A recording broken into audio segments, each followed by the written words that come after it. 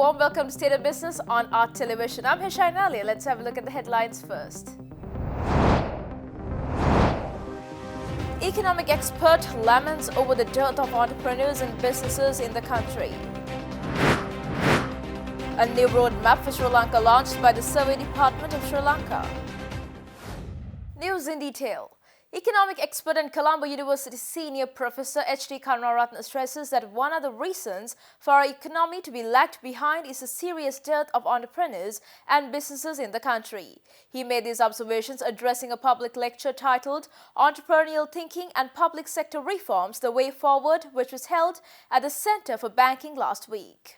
When it comes to the Sri Lankan context, the saddest thing with the statistics, number of employers in Sri Lanka is only 2.5% of our labor force. Employers, which means those who have given jobs to others. We know that in Sri Lankan context, why Sri Lanka is poor? The basic answer now coming, lack of entrepreneurs, lack of businesses. There is a severe dearth of businesses in Sri Lanka. In terms of quantity as well as quality, the number of businesses are less and the existing businesses are not spreaded as we expected. Meanwhile, Senior Professor H.D. Karunaratne also pointed out key public sector reforms at the public lecture. Thus, he is in the view that our country need to inculcate strategic and entrepreneurial thinking on the public sector officials. And strategies. This is very important.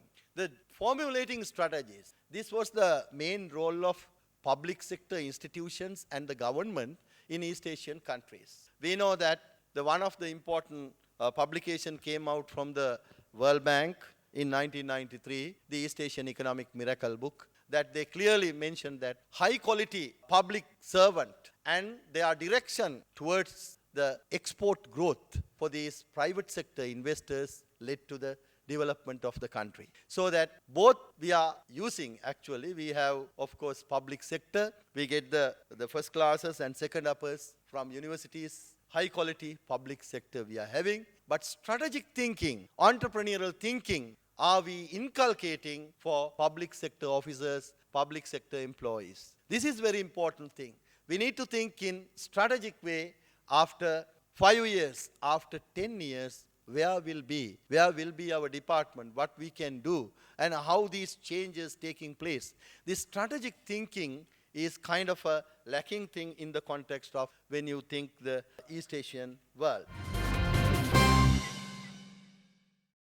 A new roadmap for Sri Lanka, including all the newly constructed highways, expressways, along with the Colombo Port City, Hambantota Harbour and key other places, was launched last week by the Survey of Department of Sri Lanka.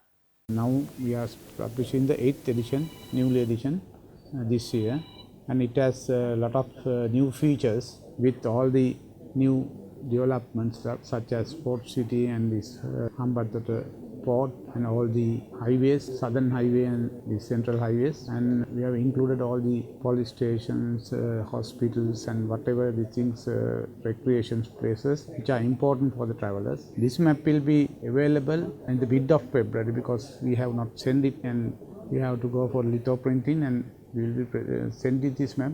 By the end of the month, people can get this map from our district office. Anybody who likes to come into our head office, they can buy this map in our head office branch. Survey General P. Sangakkara also mentioned that roadmaps will be updated in every 5 years' time. He also mentioned that Colombo Metropolitan Area Map will be launched at the end of this year, facilitating the travellers to easily engage in their business activities in the main business hub in Sri Lanka. Our plan is to revise these maps continuously. That every 5-year period we are going to continue to revise these maps. And apart from this map, we are producing the Colombo Metropolitan Area Map maybe end of this year, and we will be able to give more features in Colombo City area in that map. Stay tuned for more news right after this commercial break.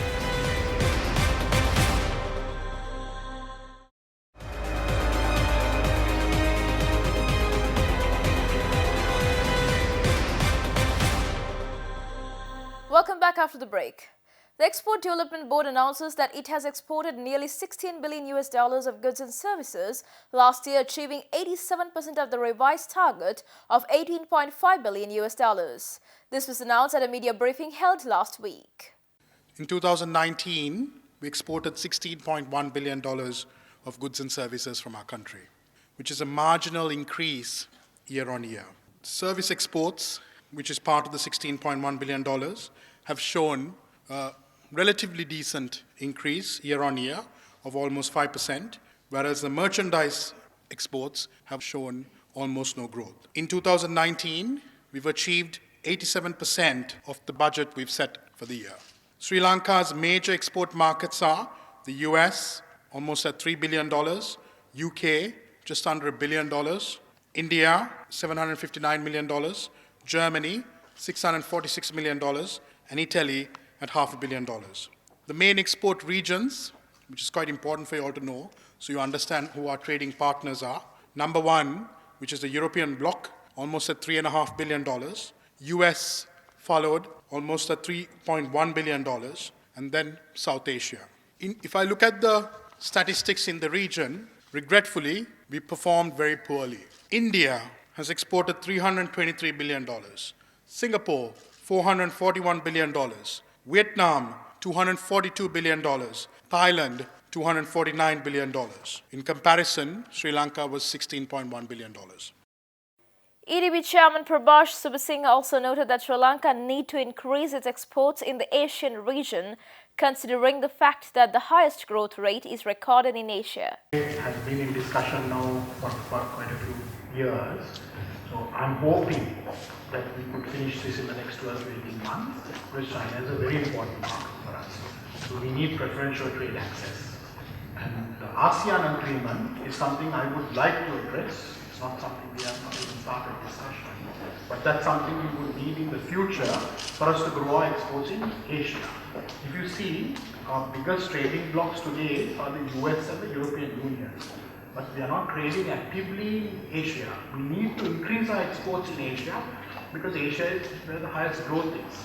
So for us to do that, we need to plug into the ASEAN agreement. The Colombo Stock Exchange recently signed a memorandum of understanding with the Chartered Institute of Management Accountants to further strengthen collaborative efforts. The MOU called for cooperation on the exchange of information and paves the way for CSC to work together with CIMA on a number of strategic initiatives. The MOU was signed at the Colombo Stock Exchange by its Chief Executive Officer Rajiva Bandaranaike and CIMA President and Chair of the Association of International Certified Professional Accountants, Amal Ratnaike. Commenting on the MOU, CSC CEO Rajiva Bandaranaike said that the new avenues for collaboration created through this MOU will add value to the exchange and that the exchange will continue in building on its constructive collaboration in the interest of developing the capital market in the country.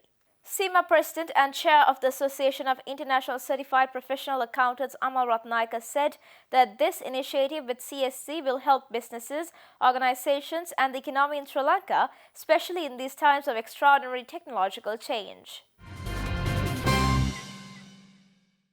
Stay tuned for stock updates.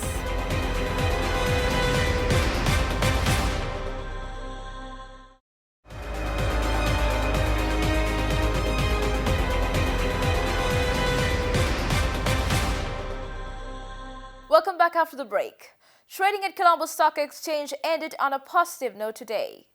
The all-share price index gained 1.28 points to close at 5,931.04 and the S&P SL 20 gained 4.09 points to close at 2,839.13. The turnover was 387 million rupees and over 7 million shares were traded. Up next are Forex rates.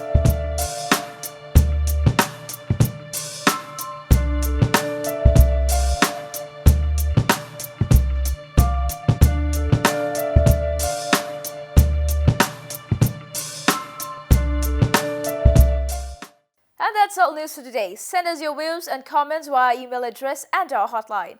And log into our Facebook page to be alert on the latest updates. And join us tomorrow with State of Business. Until then, take care. Good night.